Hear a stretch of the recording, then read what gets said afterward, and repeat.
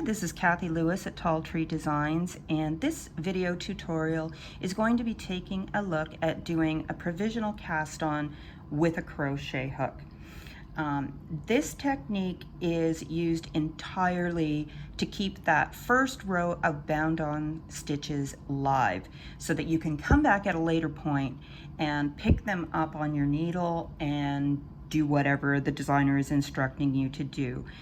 Very often, especially in my patterns, I use a provisional cast on if I'm knitting a long looped cowl. So we cast the initial stitches onto a piece of scrap yarn.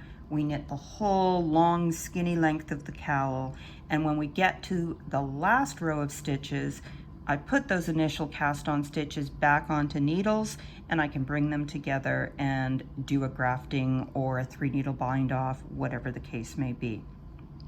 But let's not get ahead of ourselves. This is how we do a provisional cast on. You're going to need a set of needles. You're going to need a crochet hook in a similar diameter. It doesn't have to be exact. And you're going to need a piece of scrap yarn. And it's nice to pick something that's a little bit smooth, that isn't going to catch too much on your stitches. You'll see why later when I show you how to take the stitches off.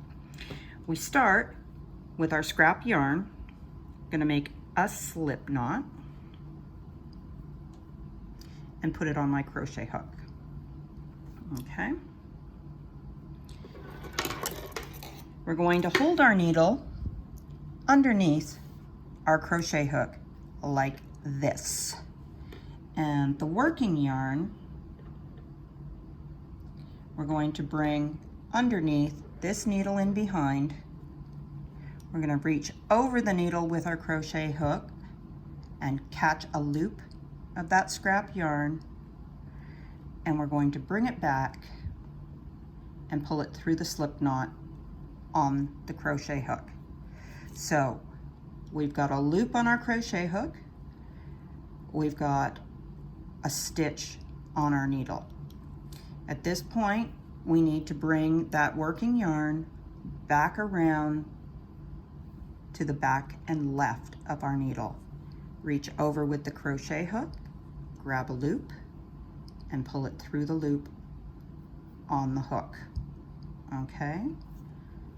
Bring your working yarn around to the back. Grab a loop, pull it through the loop on your crochet hook.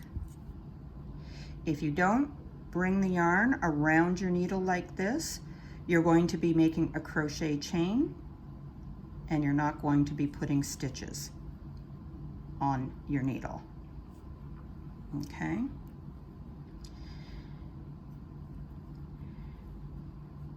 So what we're doing, we're creating these stitches with our scrap yarn. Once we have all the stitches we need on our needle, we'll begin knitting with our working yarn. But here's the thing. If your pattern calls for you to cast on 10 stitches, and you cast on 10 stitches using this technique, when you go to unzip it later and put those stitches back on, you're going to find that you're half a stitch short. So whatever the number of stitches that the pattern calls for, you're going to do 1 extra with this technique. Cast on 10 stitches, you'll put 11 on your needle. When you get to that last stitch, you're just going to use your crochet hook to pull an extra big loop, and that's what it looks like. You're ready to start knitting. So at this point, I bring in my working yarn, and I can knit the stitches on this needle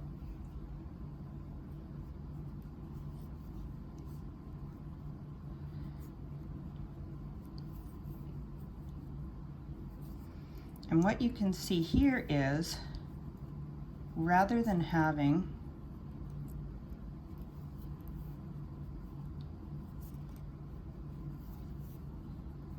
tied off stitches at the beginning of our work, this scrap yarn will be holding those stitches as we complete our pattern.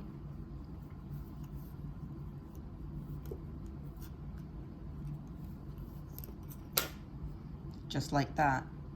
So let me show you. Here's a piece I did up earlier, and you can see, I think, a little more clearly here.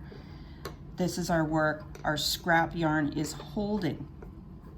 Can you see? It's holding that first row of stitches. And when I'm ready to work with those stitches again, all I have to do is gently pull that last loop out and continue to just pull on it. It's going to release those stitches. If you're nervous about having live stitches, you can feed these onto your needle as you go. I'm fearless, so I'm just going to keep going.